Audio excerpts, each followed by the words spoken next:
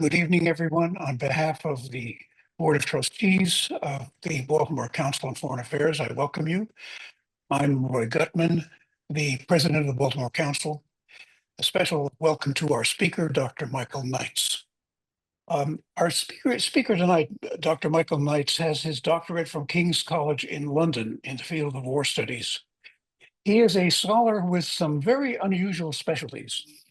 For years, he has been focused on Iran's influence on the greater Middle East through the use of Shia militias. So what happens is Iran recruits Iraqis, Afghans, Lebanese, and Pakistanis, and deploys them to places like Iraq, and until recently Syria, with the aim of spreading Iran's influence and expelling the American presence, if possible, from the region. Michael's work on this has been really extraordinary. The same goes for his work on the Houthis of Lebanon, also a tribal militia backed by Iran, who have been threatening commercial shipping in the Red Sea, most especially since Israel went to war in Gaza. He's a world expert on Yemen. He has just completed 2 volumes of a 3-volume history of the Yemen war, starting in 2015. Last December, if you want to know how others view his expertise, he briefed the UN Security Council on the threat of global security to global security by the Houthis. This past March, it seems like a long time ago, but it was just a few months ago, you may recall that President Trump ordered American forces to use overwhelming lethal force against the Houthis in the Red Sea in Yemen in order to restore freedom of shipping in the Red Sea. But he called off the offensive in May after something like 1,000 airstrikes. Last week, the Houthis were back at it again. They sank 2 commercial vessels. Michael's theme tonight is that no matter what happens to its patrons in Iran, and a lot has happened to its patrons in Iran in the last few months, the Houthis are here to stay. Michael, tell us more. Thank you very much for having me, Roy, and I'm delighted to be speaking to your lovely crowd assembled tonight. It's great that you managed to pull together such big audiences, even for, something a little specialized like Yemen. But tonight I'll be talking to you about a place that's not only strategically significant, but also truly fascinating. I don't know if any of your audience members have been to Yemen. If so, you might want to say in the Q&A, but it's one of my favorite places in the world to travel to over the years. I spent time there before the current civil war, back when Yemen was just common or garden, exotic, strange and dangerous. And I've also spent time there embedded with the Yemeni, Saudi, Emirati forces as they fought the Houthis in the civil war since 2015. Yemen is a place which we all have more to thank for than we think. It's a place where it used to be on the old Silk Route, obviously in the south of the Arabian Peninsula, on the Indian Ocean and on the Red Sea. It's the place where the Silk Route ran through, and many things came to the West through that place, such as coffee, cinnamon, frankincense, myrrh, many different things. In the more recent era, we know it as the place where the Suez Canal will bring into the Red Sea global shipping. So from the 1850s onwards, it was suddenly placed on one of the global superhighways for trade. And that's what we're going to be talking about tonight. What happens when you put quite an aggressive Iran-backed rebel movement on one of the world's trade superhighways. So if you can, be good if you could put up some slides. And they're primarily here to help us to stay on track a little bit, to help me remember what to talk about, but also because a picture can often tell 1,000 words. And, when you're listening to somebody talk about a place, if you have an interesting picture to look at the same time, it helps your mind to focus on the place. It gives you a lot of information. Every single picture is so full of information about a place. And so to give you an example, this picture is taken on board a a ship called the Galaxy Leader, which the Houthis abducted, essentially pirated, a car carrier that was going through the Red Sea in November of 2023, right after the October 7th, 2023 atrocities undertaken by Hamas against Israel. And they still have the Galaxy Leader ship, as we'll talk about.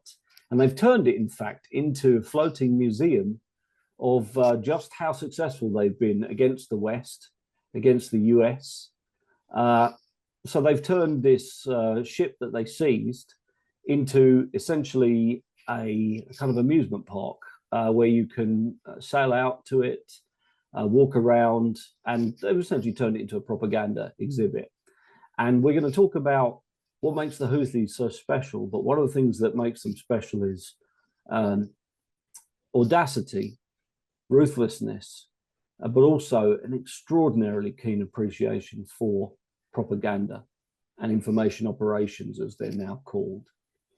And Yemen's a place where, you know, they have extremely up-to-date social media connection, and the Houthis make extensive use and abuse of all of the fiber optic telecoms cables they control that run between Europe, the West, and the East. Many of them flow through the Red Sea. They use the most advanced military technologies that Iran can provide. And only today, a major Houthi shipment was intercepted by US-supported Yemeni forces, showing the Iranians are still supporting those Houthis. And the Galaxy Leader remains held by the Houthis, and was actually its radar was being used until a few days ago by the Houthis to target ships, to identify, track, and target ships in the Red Sea, which is why the Israelis just destroyed the bridge of the Galaxy Leader so that it couldn't be used for those purposes. So let's take a bit of a deeper dive on the Houthis. One final thing to note here: if you look at all these gents, their cheeks seem to be bulging outwards. That's because, of course, they're chewing the narcotic leaf cat, which you know, they'll be doing from any mid-afternoon through to about 2 in the morning. But they'll still be up and at it pre-dawn, you know, fighting whatever forces their leadership tell them to fight, until it's time to stop fighting again mid-afternoon and start chewing cat again. So let's move one slide onwards.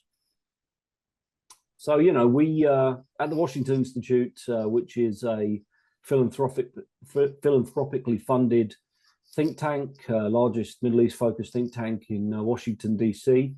We have a great website. And on that website, all of our work, for instance, on Yemen is positioned, including some very special studies that were undertaken for the West Point Combating Terrorism Center, which are really gold standard in terms of, if you want to understand the Houthi movement, these 3 studies that you see here in the West Point Sentinel Journal are really worth reading. 4, actually, I guess, yeah, 4.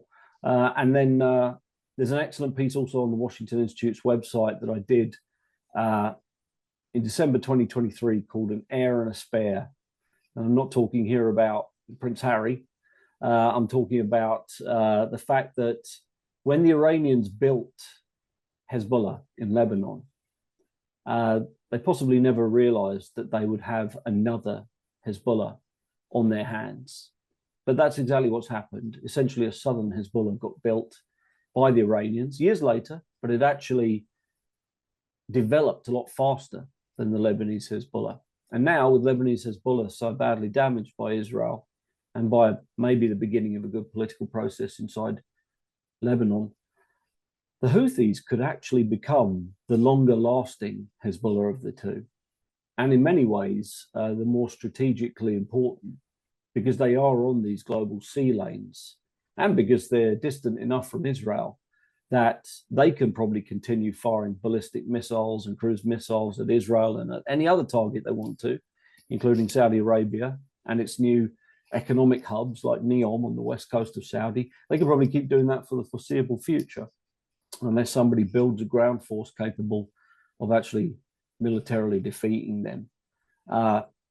where Hezbollah was, its strength was that it was close to Israel, and its weakness was that it was close to Israel. The Houthis are managing to strike Israel from 1,500 kilometers away and survive Israel's counterblows. So let's look next at who these Houthis are. Next slide, please. Well, the Houthis are a really interesting, fascinating, multifaceted organization and a really formidable enemy if you face them. I spent a lot of time in the proximity of Houthis back in the early 2000s when they were a kind of a local rebel movement fighting the very corrupt, rotten Yemeni government. At the time, I didn't quite appreciate how rotten the Houthis were themselves. But I probably should have simply read their motto, which they developed in around 2001. God is the greatest, death to America, death to Israel, curse upon the Jews, victory to Islam. It's all there. And they picked that motto in 2001 because they were at a culminating moment in their development as a pro-Iranian military and political force. Very briefly, the Houthis were a small tribal clan in the north of Yemen, right on the Saudi border, who came from a sect called the Zaydis. The Zaydis are not really Sunni or Shia. They're a bit syncretic. They're mixed with all sorts of other sects as well, or at least they have influences from the others. But the Houthis themselves, that particular clan, came from a subsect of the Zaydis, who were much closer to the Iranian model of Shiite Islam. And this subsect proved to be extremely adept at power politics in tribal northern Yemen, through intermarriage, through religious learning, through exploiting the mistakes of the Yemeni government as it kind of fought a brutal counterinsurgency against the Houthis. The Houthi leadership simply grew in power year after year after year. In 2004, the Houthis could barely hold their own hometown of Sada against the Yemeni government. And by 2014, the Houthis were controlling Sana'a, the capital of Yemen. In 10 years, they had completely turned it around. And how did they do that? They did it in large part because of Iranian support, as well as the failures of the Yemeni government, the Arab Spring that weakened the Yemeni leadership or destroyed the Yemeni leadership. The Houthis decided right the way back in the 80s, after the Islamic Revolution in Iran, that they wanted to build something like a southern Hezbollah in Yemen. And it's not very widely understood, but those CTC Sentinel pieces give a very good explanation of it. The Houthis reached out to the Iranians and said, how do we do that?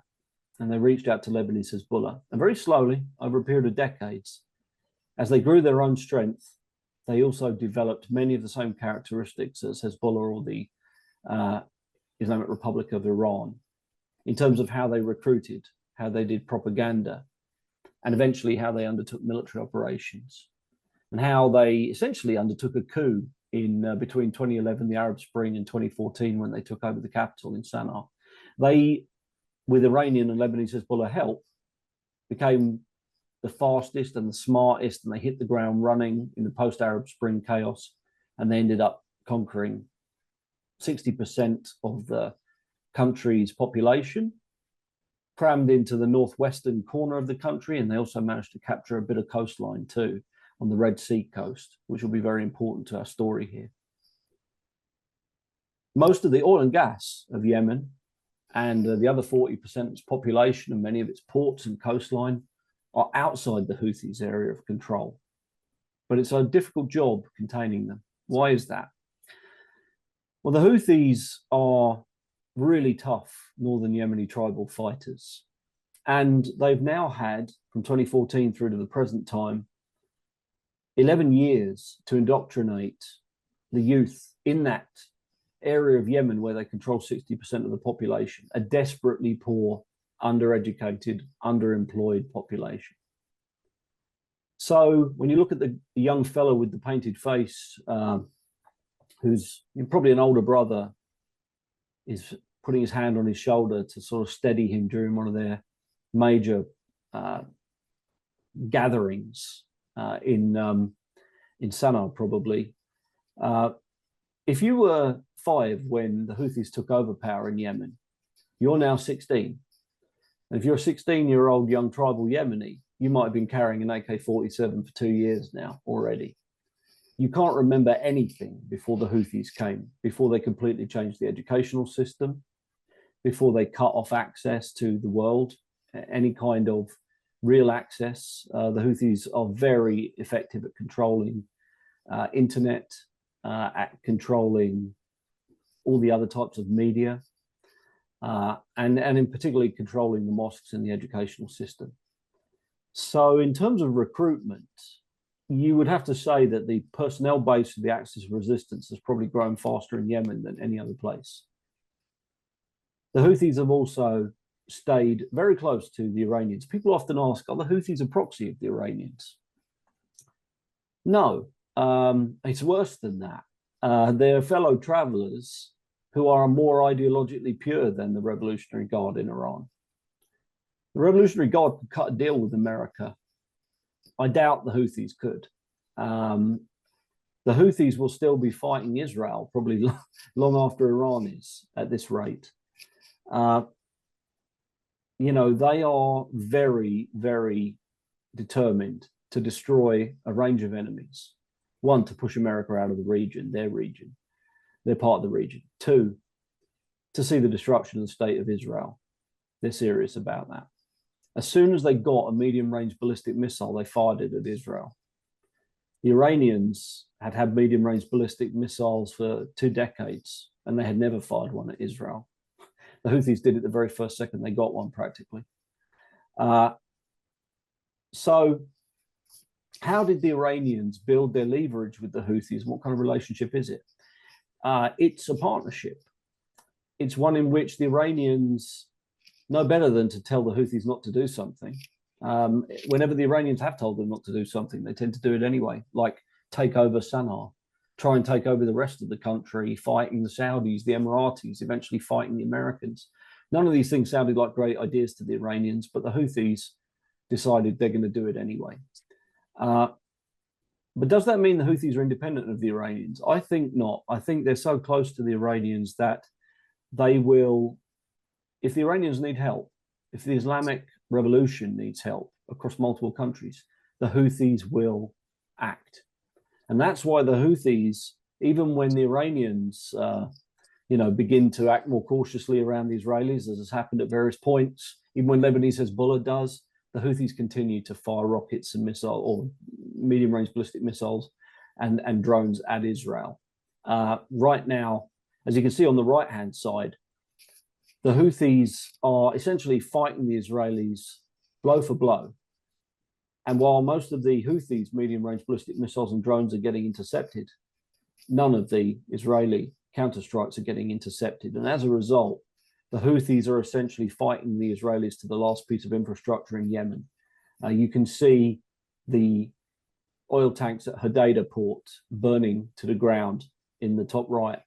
You can see the vital berths for delivering food to Hodeidah port cratered by the Israelis. The Israelis are essentially turning Yemen's only, or the Red Sea's only real deep water port into a beach by slowly crumbling all of the berths so that you can't pull a ship alongside anywhere.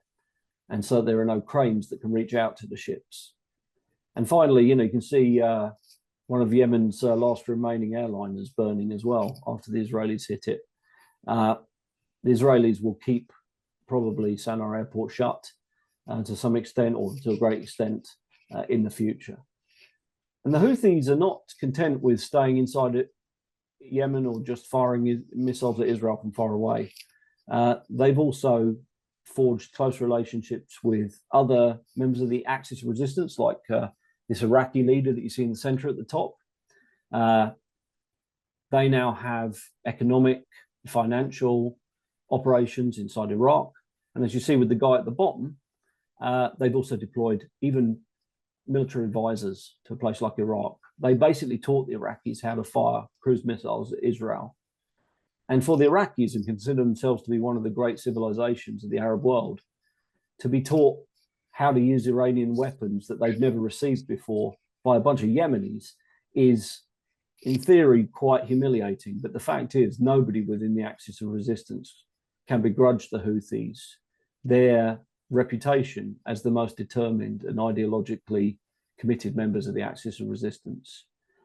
This particular individual on the bottom was killed by a US airstrike just south of Baghdad. We were hitting a Revolutionary Guard missile drone specialist. And who did he happen to have standing right next to him there?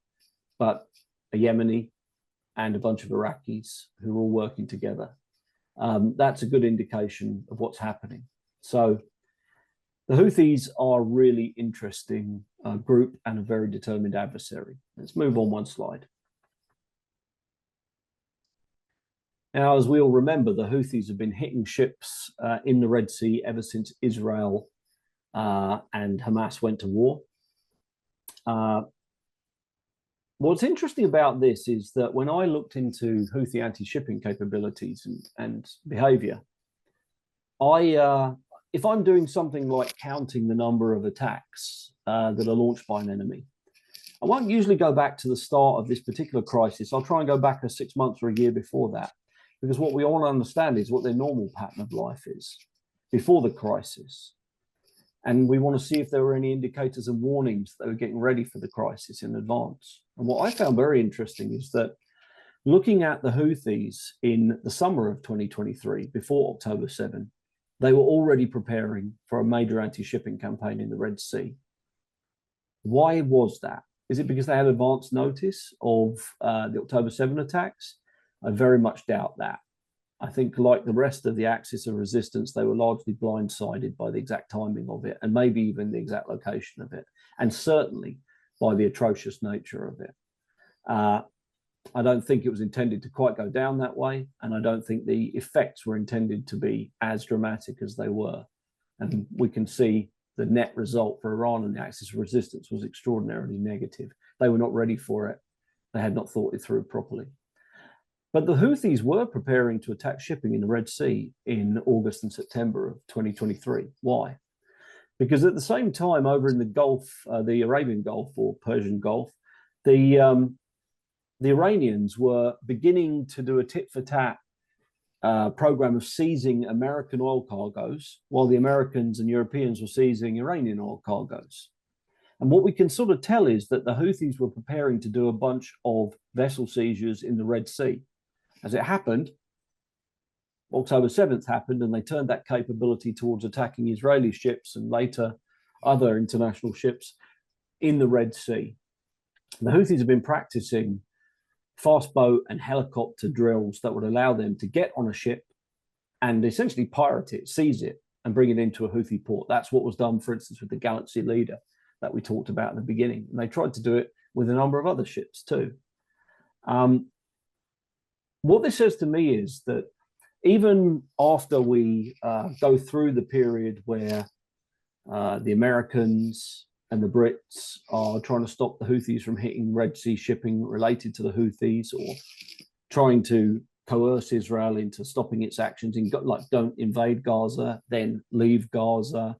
They've tended to tie their conditions for ending attacks in the Red Sea on international shipping to Israel-Gaza issues. They've been very committed to that. And they have observed one ceasefire in Gaza where they ceased their own activities mostly during that ceasefire. So it's possible if the Gaza war ends, they would not have an immediate reason to do Red Sea attacks, and they might actually stop them for a period of time. But one of the things I would suspect is that they will not stop them permanently. The next time they have a tangible reason to attack ships in the Red Sea, either Israeli ships, which hardly ever come through, Israeli-owned or linked ships, which hardly ever come through, or perhaps just shipping companies that have, in the recent past, delivered goods to or taken goods from Israeli ports. When they have a new reason to attack ships, they will. So if there's a Quran burning in Copenhagen. They may attack Maersk in the future for a period of time. They may try and seize one of their ships. It is their way of being part of the axis of resistance with their finger on a global artery, and their way of being able to demonstrate their importance to the axis, second only to Iran at the moment, without doubt. It's not Lebanese Hezbollah anymore. And they're doing it for ideological reasons too. You know, they don't care if they succeed or fail. In some ways, they remind, like any ideologue, whether they're someone from a negative ideology or from a positive one, like environmentalism. You know, you don't do what you do just to be seen and to get the reward. You'd be doing it even if no one was there, because you think it's the right thing to do. They think attacking Israel and seeking its destruction is the right thing to do. They think pushing back on American presence in the Red Sea is the right thing to do. So, you know, we had reached a point where the Houthis were essentially not attacking ships anymore,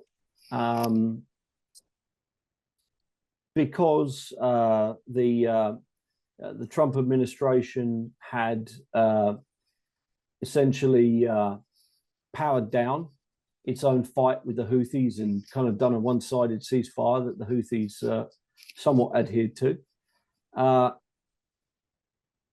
recently, we've seen the Houthis ramp up their attacks in the Red Sea again. These two ships, the top two images being, I think, the Magic Seas, and the bottom two images being the Eternity Sea, both bulk freighters moving through the Red Sea, owned by Greek shipping companies who also deliver things to Israel from time to time. These two ships were attacked using those exact tactics the Houthis developed in September 2023, used briefly. We're not able to exercise anymore because American and European escorts were available. Now those escorts are not available, so the Houthis went back to fast boat attacks using explosive drone boats and cruise missiles to damage these ships, to stop them, to get the crew to abandon ship. And then the Houthis boarded the ships, used demolition charges, and sent them to the bottom of Davy Jones' locker. It's always an amazing thing to me to see a ship sink. It's still a shocking thing to see. And the Houthis, these would now be, these are two sinkings from two attacks. Whereas previously, all of those attacks you see on the graph were undertaken and only two other ships were sunk in that whole period. This time it's 2 for 2. And one of the reasons for that is, frankly, because those ships are given no protection by any international navy. And are they unwise to be moving through the Red Sea, especially if they use Israeli ports? Yes. Should the West be spending hundreds of millions of dollars and tying down assets that are badly needed to fight China one day in the Red Sea? Probably not. But is it sustainable for us to simply do nothing when the Houthis can sink any ship at will within the Red Sea, though they might let Chinese and Russian ships through because they're their friends? That sounds to me like a major geopolitical risk, that we would allow the Houthis to essentially fill in the Suez Canal and take us all back to the 1850s. Something needs to be done about them at some point in the future.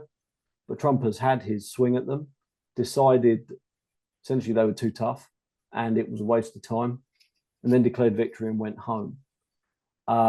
This has left the Israelis and their world shipping market in a difficult position. The shippers will simply go around the Horn of Africa. They still have that choice. This is not Hormuz, where you have no choice. You've got to keep it open. This is a nice to have. But, you know, for Egypt, that partly lives on Suez Canal receipts, it's not a nice to have. And one day, it might not be nice to have for the Saudis too, because as they build out their West Coast infrastructure, including NEOM, the giga city, maybe they're going to regret having a well-armed Houthi state right next to them. So let's move on. Now, the Houthis attacked ships in the narrowest parts of the Red Sea, and they stand ready to do that at any point in the future. until they are removed from this kind of Red Sea coast and pushed significantly inland, they will be able to repeat this procedure. We might get more effective, as we have today, at interdicting Houthi resupply from the Iranians, but they're still going to be able to mount explosive boat attacks, fast boat attacks, and the odd helicopter attack on ships. They're still going to be able to release mines in the Red Sea because that's a very low technology. They're still going to be able to build their own drones in pretty significant numbers because it's almost impossible to stop every shipment of drone engines. And the problem is that the Red Sea, or Red Sea shipping, or even, let's say, the Saudi ports and their new tourist sites that they want to create, these are pretty vulnerable to just one or two successful drone or overrun attacks. You need an almost perfect defensive record every time for shipping to fully return to the Red Sea, for Egypt to recover its Suez Canal receipts, or for the Saudis to be able to build a safe tourist zone on the Red Sea. The Houthis are more than capable of hitting Abu Dhabi too. So if the UAE does anything they don't like, maybe the Houthis will put a couple of drones into Disneyland Abu Dhabi one day. That's absolutely unacceptable to these countries. And what that means is that as long as the Houthis continue to be in power, unfortunately, they present a very serious coercive threat to global shipping and to all of the countries around them, as well as to Israel. And for instance, access to its ports in the Gulf of Eilat, also to the high-speed internet cables moving through the Red Sea. So we're stuck with this enemy that's extremely tough and hard to displace. Nobody wants to do the hard work of displacing them. They're extremely hostile, and they're not going anywhere in the near term. And they have a lot of global infrastructure within their threat radius. Let's move on. I've done a lot of analysis of the Houthis over the years, and it's fair to say that some of the weaknesses that we saw have been countered. They now have an effective air defense. They managed to take out nearly 20 US $30 million drone systems over a period of about a year and a half, 2 years. It's amazing that Israel could operate drones in daylight over Iraq and Iran recently, but the US can't operate drone systems over Yemen without having them shot down. That's extraordinary. The Houthis are also improving, I would say, in all technical ways when it comes to over-the-horizon targeting of shipping, for instance, being able to avoid our defenses. So, from my perspective, a lot of their weaknesses they've begun to work on. Very few of the threats have actually been utilized. The threats to the Houthis, hardly any of them have been effectively utilized by the coalition of states facing them. Almost nobody wants to take the big step of, for instance, restarting the Yemeni civil war and physically pushing the Houthis off the Red Sea coast and maybe even out of the capital in Sana'a.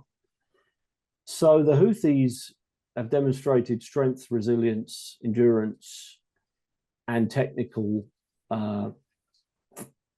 innovation. They have enough to threaten the Red Sea and Saudi Arabia and the Gulf states in the future, even if we start biting into their resupply efforts and their arsenals.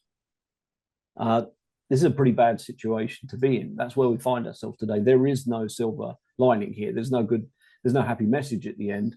The Saudi plan to deal with the Houthis is that they will essentially start to pay their salaries and offset some of their economic weaknesses, which will make them stronger domestically, but might also slowly over time change and corrupt the organization so that it becomes more like Hezbollah or more like the Iraqi militias or the Iranians. It becomes more cautious, more worldly. I think that's a very risky gamble, and it will probably strengthen them without necessarily changing them, will be my guess. I think they'll be like North Korea. So I'll leave it there for now. And, we can turn over to Q&A, this discussion. Thank you, Michael. That is the most thorough and wide-ranging discussion I've ever encountered on this issue, but it really puts us in the picture. So I really, truly appreciate that.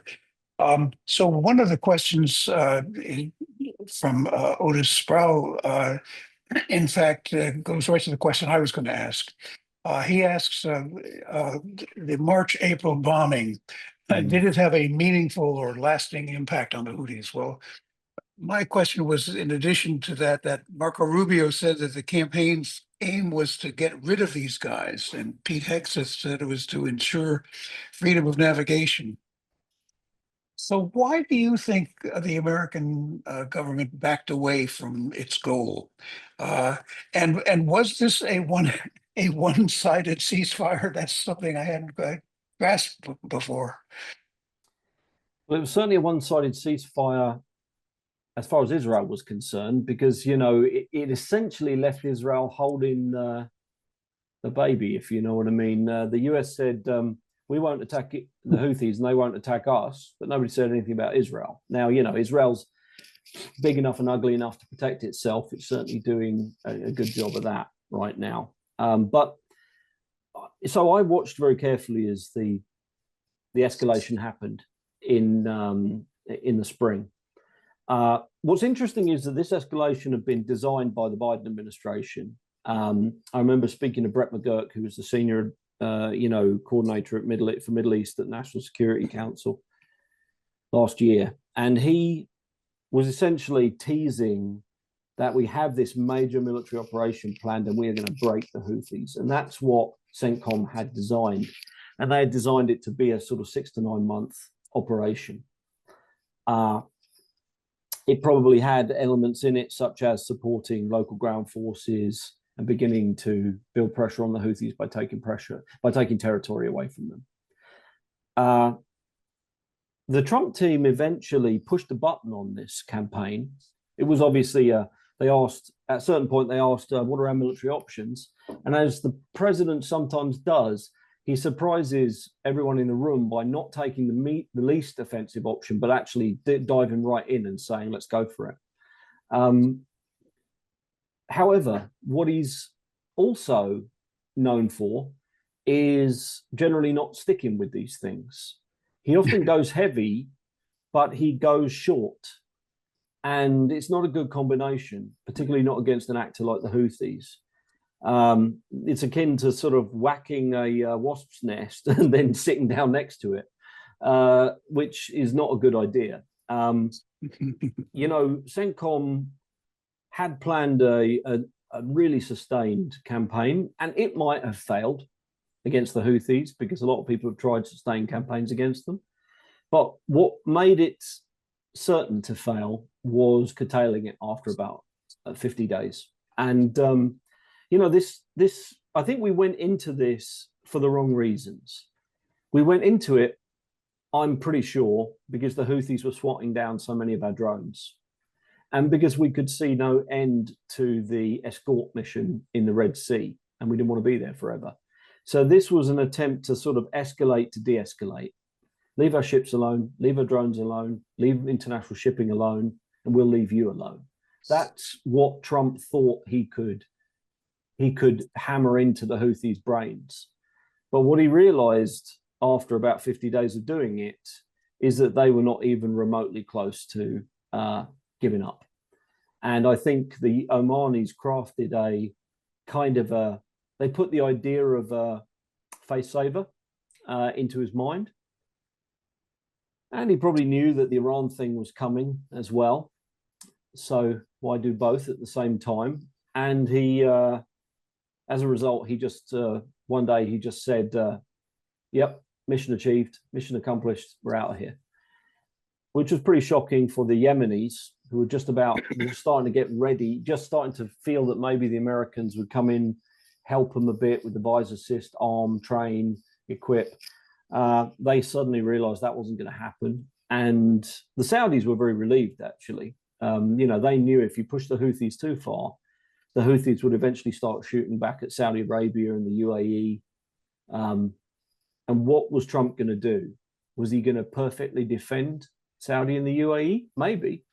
But the Houthis can keep doing that forever. How long could America keep doing that?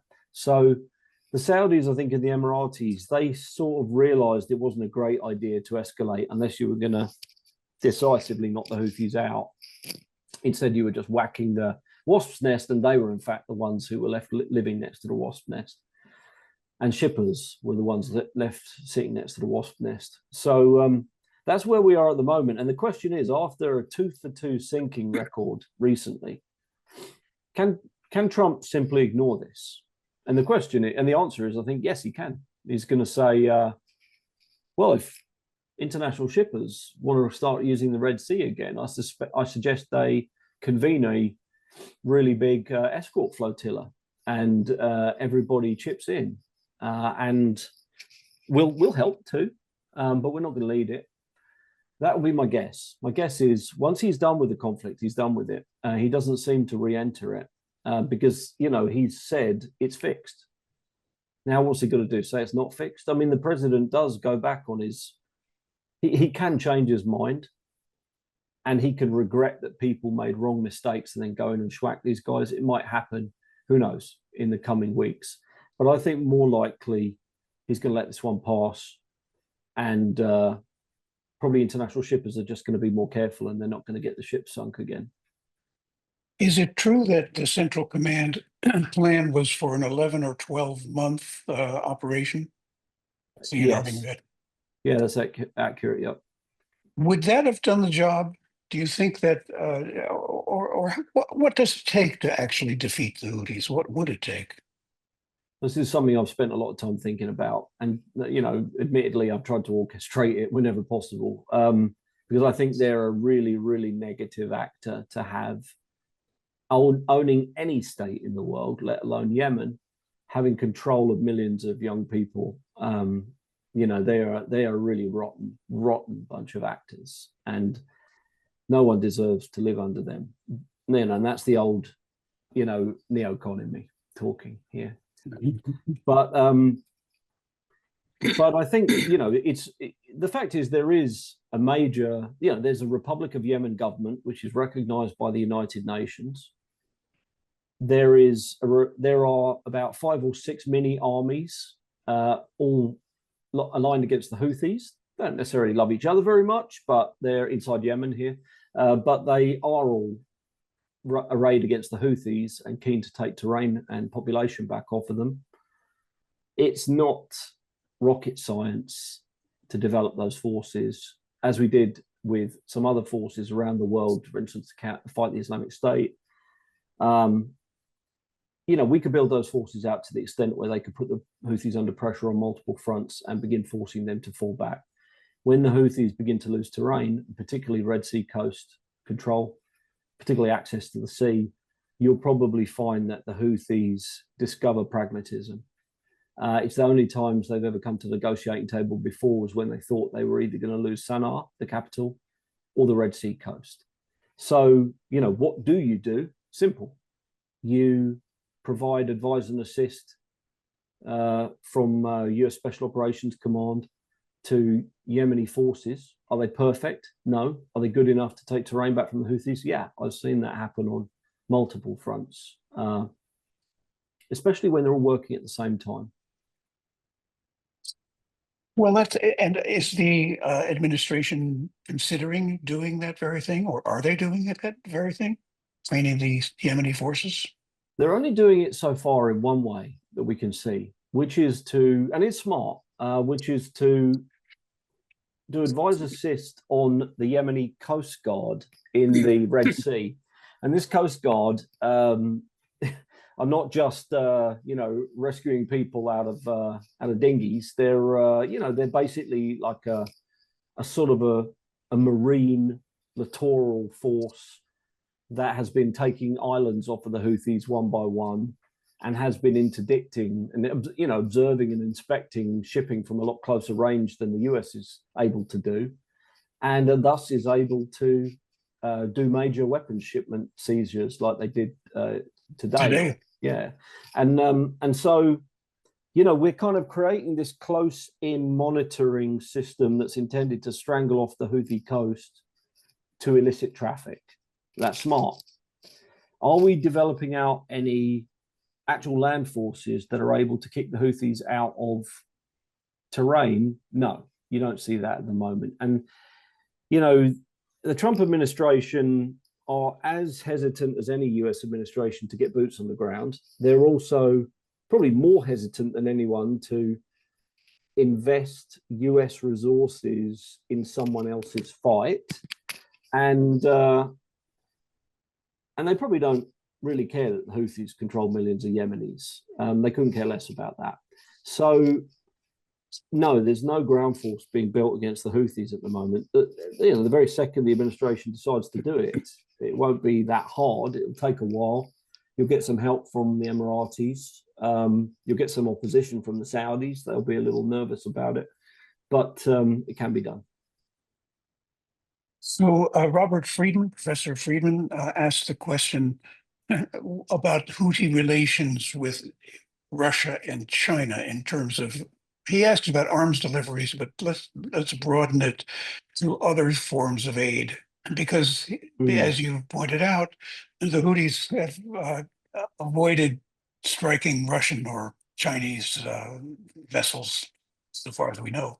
Yeah, they've avoided it intentionally. They've obviously hit loads of them, sort of by accident. They've also hit loads of things that were the Ghost Fleet, that were essentially, because a lot of the traffic in the Red Sea is carrying Russian oil, down to Asia. Those kind of shippers don't really care. They take the risks.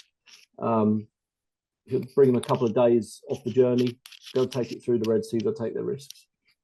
We're very lucky we haven't had a major oil tanker spill, essentially an oil tanker, some decrepit oil tanker breaking in half and destroying, one of the most beautiful, pristine maritime ecology environments in the world, the Red Sea.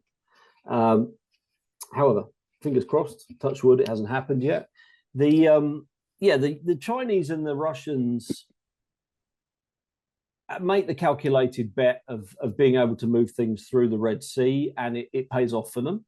But the Chinese, a lot of what they're depending on is container traffic and bulk traffic with the major shipping companies that won't use the Red Sea. They won't go back to that.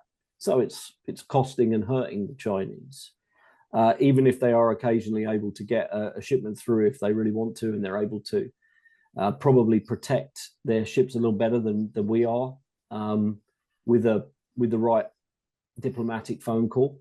The Russians really are the ones who have tightened their relations with the Houthis the most. They're the ones who have provided a degree of technical support, military support to the Houthis.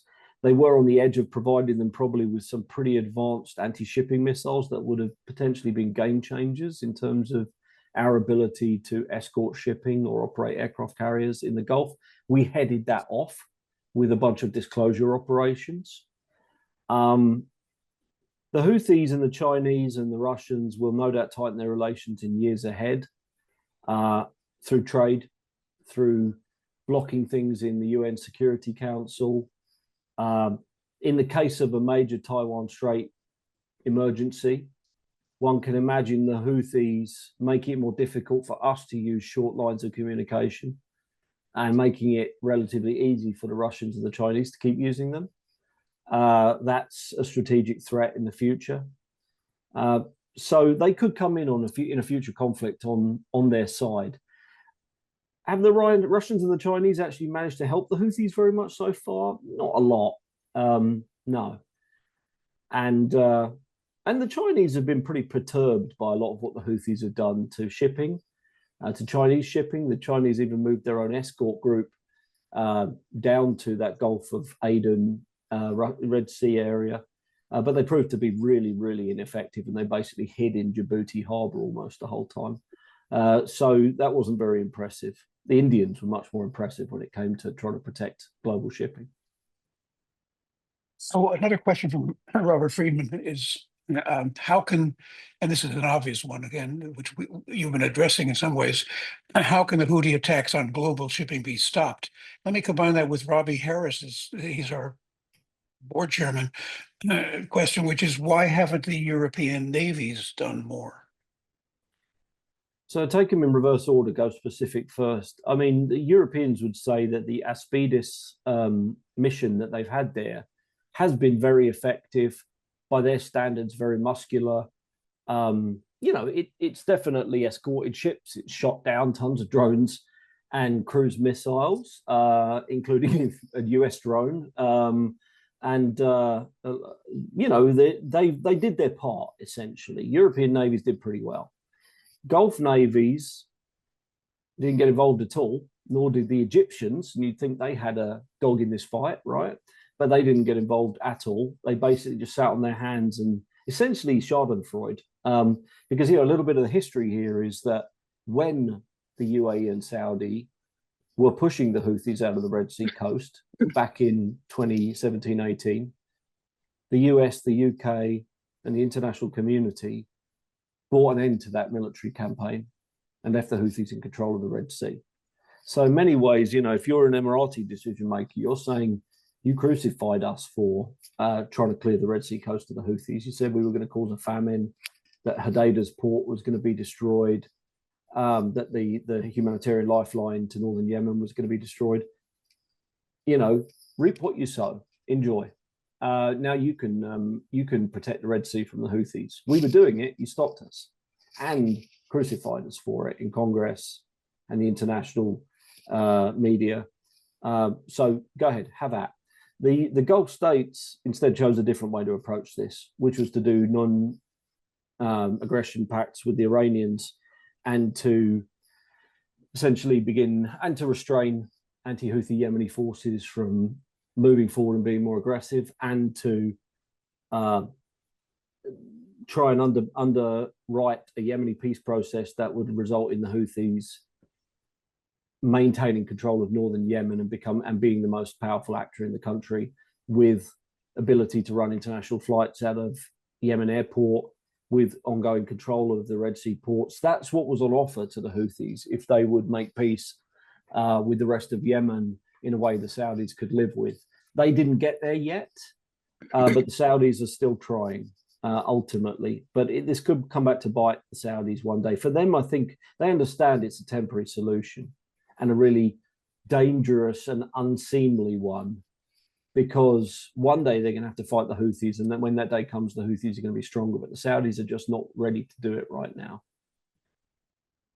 Well, I hear you saying that we've been doing, or the West and the Gulf allies have been doing half measures at best, and backing away when they should be going forward. So you need a strategy and a goal, Okay. and you have to do that. And it seems like the United States, which is in the position to formulate that, has, in successive administrations, has been avoiding that very thing. Yeah, that's correct. And you were asking about like what's the strategy for ending these attacks on shipping? You know, the strategy is to clear the Red Sea coast of Houthi forces. And you know, the Houthis are not, it's not their natural environment. The Houthis are not from the coastal belt of Western Yemen. They don't have, even after running it for a few years, they don't have very strong connection to those areas at all. They were not that difficult to remove from those areas when it was attempted in 2016 through 18. It could be done again. And if it had US support, it wouldn't be that hard. It would be relatively quick. And I'm not just saying that off the top of my head. I spent years working on Red Sea coast military dynamics, and I saw it on the ground when the Emiratis and others were fighting there. So that's what we need to do. Ultimately, we either need to topple the Houthis, or we need to clear the Red Sea coast of them, or the Saudi plan needs to work and they essentially buy the Houthis off. But that just creates a problem for tomorrow instead of today. Robbie Harris also asked, by the way, how many Houthis are there? Are there thousands, tens of thousands, hundreds of thousands? Couldn't special operations forces kill them all? Okay. Now, Yeah. there's So a simple solution to a complex yeah. problem. Well, it's not a solution I despise when it comes to leadership figures. You know, as far as I'm concerned, killing the enemy is often a perfectly fine solution. It you don't kill everyone. You don't kill the people who are at the edges of a movement. You don't need to kill all the rank and file. But a lot of these bad leadership is what got us here. Pretty evil, nasty leadership of a pretty small group, part of Yemeni society. So to get to your question, the Houthi clan itself in northern Yemen is undoubtedly under 20,000 strong, and it's probably way smaller than that. But the problem is through largesse and patronage networks and marriage, and they've created a kind of a placenta of support around themselves that is a few 100,000 strong, and then they've created a kind of a belt of human shields around themselves that's a couple of million strong. Yemenis who just will do anything for 1 square meal a day, let alone 3. A lot of Yemeni families will sell their child to the Houthi movement because at least they know. I mean, this is as it was in probably 18th century, right? 19th century. At least they're going to eat. How many people over history have joined the military because there was nothing else to do, and they fed you and they gave you a roof over your head? And that's how it is for most of the rank and file in the Houthi movement. Now they're slowly being made more ideological over time, but the Houthis have well over 800,000 troops under arms, and they'll get more and more and more. There's no shortage of AK-47s in Yemen. They're practically the only stable currency in the country. Let me just combine a few questions. So this will be the end set of questions. Stuart Arthur asks, who is providing technical assistance to the Houthis? Robert Helm wants to know, and this is a fine question. So what do the Houthis want? What will make them happy? And by the way, what is their primary source of income? Can that be threatened or cut off? Over to you, Michael. I love it. Well, look, what you're doing here, as you're asking these questions, is you're, of course, getting at the roots of strategy. What's the enemy's weaknesses? What are the threats to them? What are our opportunities?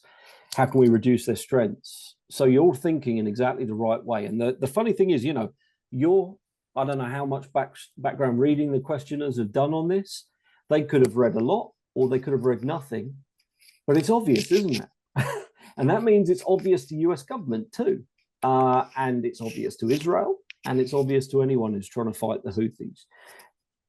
Diagnosing is not that hard here. The fact is that the Iranians are the almost sole supplier of military capabilities to the Houthis. If you look at what came off of that boat today, it was about components for about 50 anti-ship cruise missiles, dozens of anti-ship ballistic missiles, dozens of other kinds of advanced kind of weaponry, such as anti-aircraft, like the stuff that took out all of our drones. Heads that you can put on ballistic missiles that will make them more accurate, able to hit at night as well as during the day, able to home in on a target that's moving like a ship. So, you need to cut that line of supply to the Iranians, or you need the Iranians to not be providing it anymore. You can, of course, perhaps in a deal with the Iranians, tell them not to supply the Houthis. I don't think they would stop, because the Houthis are an incredible investment and a fellow traveler. But who knows, if Iran if the Iranian government falls, if they do make a deal, the Houthis, I'll tell you what, would look for advanced weaponry somewhere else under those circumstances, and it would probably be Russia and China that they would go to, or North Korea, or wherever. They would, and they're probably far enough along that they could run a pretty good bare bones missile and drone industry themselves at this point. So that's who's arming them, who's assisting them. How they make their money, They make their money by essentially taxing and cannibalizing what's left of Yemen. So a bit like when the Shah left Iran with all of his supporters, and the Islamic Republic, the Islamic Revolution, Republic grabbed all of those properties and assets and put them into religious foundations, boniads, were super rich, all the property, all the stuff, all the assets. That's what the Houthis do. They essentially get at anyone who's not them, take their assets away, and monetize those assets. They also tax the heck out of everybody. They, confiscate a ton of property from people whenever they feel like it. So, that's not, that economic model is not to last forever. It's like circling the drain, but it's keeping them intact. They also are able to do things like receive free fuel from the Iranians, use that as currency inside the country. They can also control the fuel market. So they can, for instance, raise the price of fuel. If they've got a lot of fuel, they can raise the price a bit. They can make more money. So, they're just rolling along on not a huge amount of money, tiny by global terms, well under $1 billion a year, under $1 billion a year. Get that. Taking money from them is quite difficult. What the Israelis are doing is to basically say, you're not going to control your ports anymore. You're not going to be able to charge customs revenue. Everything's going to come through other ports controlled by the government. But the fact is the Houthis will just tax it at the ground crossing points into their territory. So we're probably not going to reduce them much money-wise. But when it comes to what will make them happy, what would make them happy would be if October 7th had worked and, Israel had been, and the rest of the Axis of Resistance had piled in and destroyed Israel in a successful October 73 type war. Obviously, that's not going to happen. What else could make them happy? What could make them satisfied? The Saudis think that, essentially economic success will make them satisfied. They'll become fat and happy. It could happen, but I don't think so with these guys, not for at least a generation. Exactly. One generation at the minimum. It might take several, in fact. The other interesting parallel here is that Ukraine and Syria both had really terrible situations. The Ukrainians had from 2014 to 2022 to prepare themselves. And the story of al-Shara in Syria is that he had 4 or 5 years to prepare himself. And then in both cases, they managed to do a lot better than anybody ever expected. So maybe that's the same story it's a long-term plan for a problem suggestion that you're making for the Yemeni national forces. Anyway, Michael, this has been a truly eye-opening discussion and enlightening, but I think also you put your finger on some of the ways that it could be dealt with, and that makes it all the more. At least it gives us something to debate. It's not just a problem out there. There are ways to deal with it, but it's going to take concentration and thought. Michael, I want to thank you. I also want to thank the Washington Institute, which I didn't mention earlier, for the work that they've supported of yours on both the Iraqi militias and on the Houthis, where you're the Bernstein Fellow. That's right, yeah. Jill and Jay Bernstein of Florida and Aspen support all the research, and they've helped me to build the Militia Spotlight platform at the Washington Institute. Yeah. And to our viewers and listeners tonight, you can find some really remarkable background charts and reports by Michael at the Washington Institute's website. So thank you truly tonight. And thank our listeners. I thought it was one of our best programs yet. Thank you indeed. All right. Thank you. Thanks for having me.